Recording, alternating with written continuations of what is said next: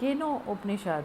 The Kena Upanishad is a profound philosophical text from the Samveda exploring the nature of Brahman, the ultimate reality, and the relationship between consciousness and the mind. It begins with the question, by whose will does the mind think, the eye sees, and the senses function?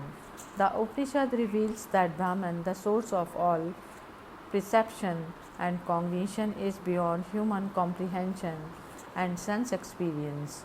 It teaches that the true self, Atma, is identical with Brahman, which can only be realized through direct experience and inner knowledge, not through intellectual inquiry.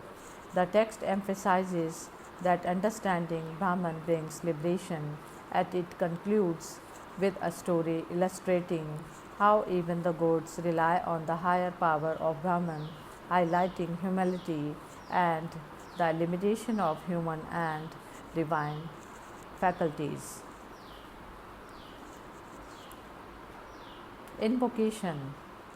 May my limbs, speech, vital force, prana, eyes, ears, strength, and all senses be nourished.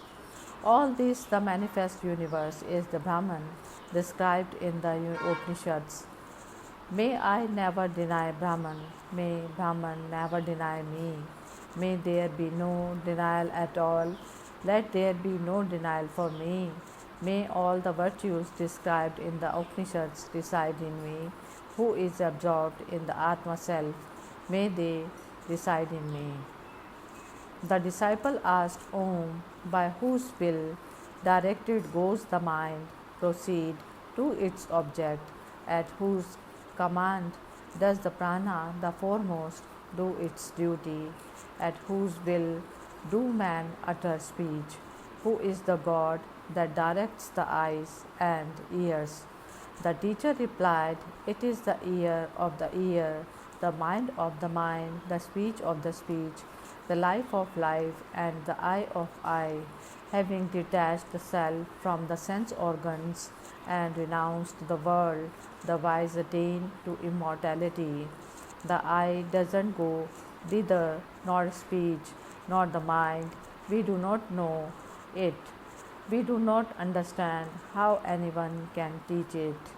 It is different from the known, it is above the unknown.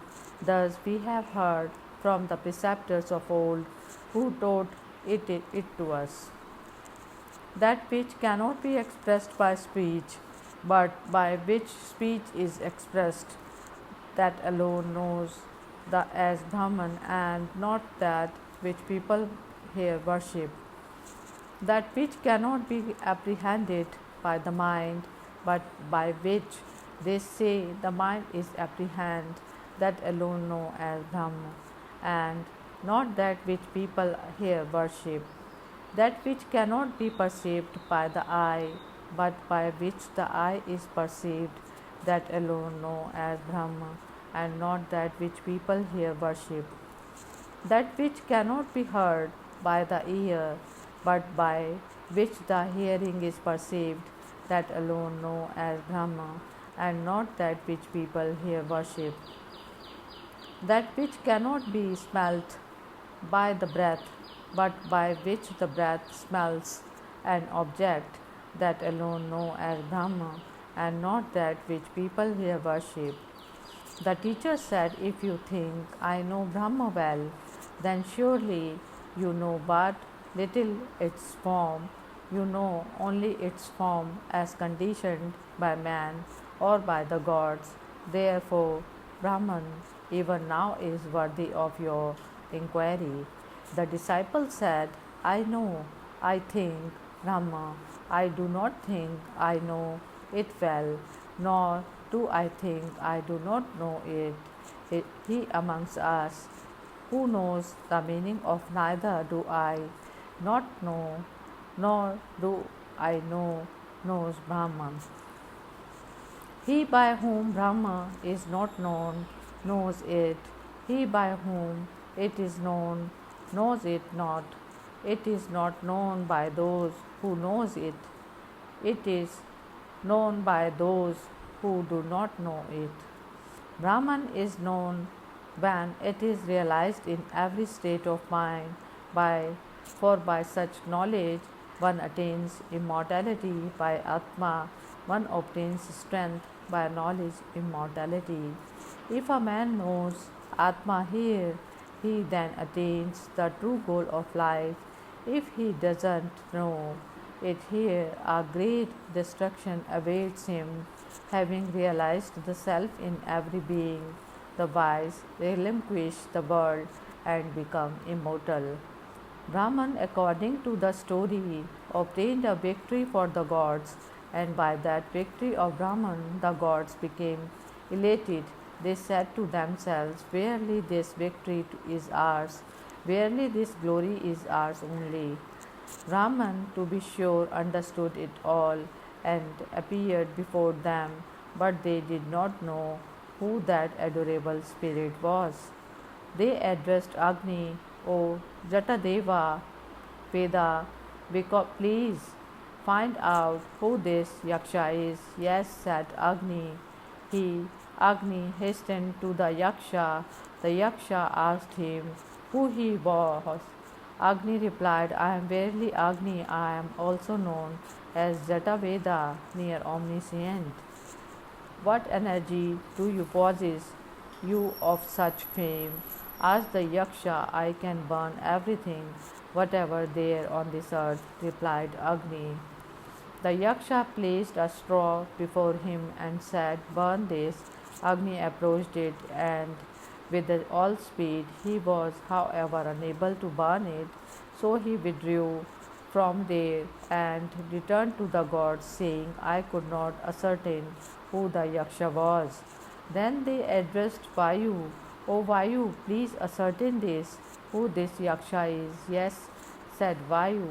Vayu hastened to the Yaksha. The Yaksha asked him who he was.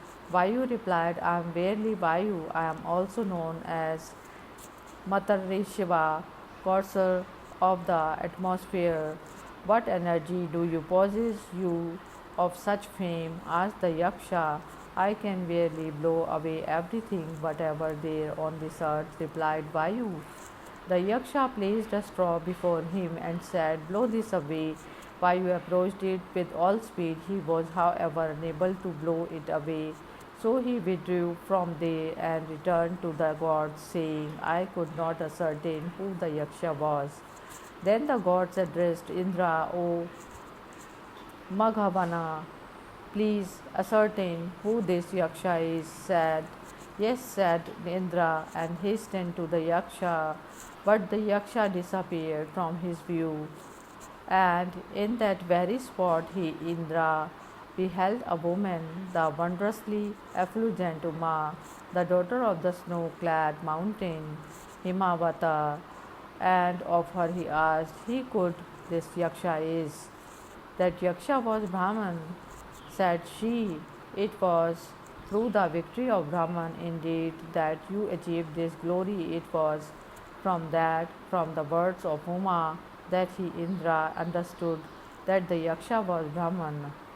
Therefore, barely these gods, Agni, Vayu, and Indra, excel the other gods, for they approached the Yaksha nearest.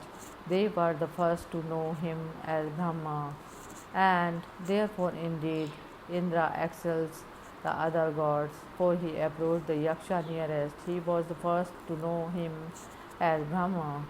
This is the teaching regarding that Brahma. It is like a flash of lightning. It is like a wink of the eye. This is with reference to the Adi, he, Devatam, its aspect as cosmic manifestation. Now its description with reference to the Adhyatma, its aspect as manifested in man. Mind proceeds to Brahman in all speed, as it were, by his mind also. This Brahman is remembered and imagined as always near. That Brahman is called Tadvana, the adorable of all. It should be worshipped by the name of Tadvada. All beings love him who knows Brahman as such. Sir, Teach me, Upanishad. The Upanishad has been imparted to you. We have barely imparted to you the Upanishad relating to Brahman. Of the Upanishad, tapas, concentration of the energies of the mind and the senses, dhamma, self restraint, and karma, dedicated work from the support. The Vedas, knowledge, are its limbs, the truth its abode. One who realizes it, knowledge of Brahman, thus destroys sin and is well established in Brahma, the infinite, the blissful, and the highest. May my limbs, speech, vital force, prana, eyes, ears, strength, and all senses be nourished. All this, the manifest universe, is the Brahman described in the Upanishads. May I never deny Brahman. May Brahman never deny me. May there be no denial at all. Let there be no desire for me. May all the virtues described in the Upanishads resides in me, who is abroad in the Atma self. May they reside in me. Hari Om Tat Sat.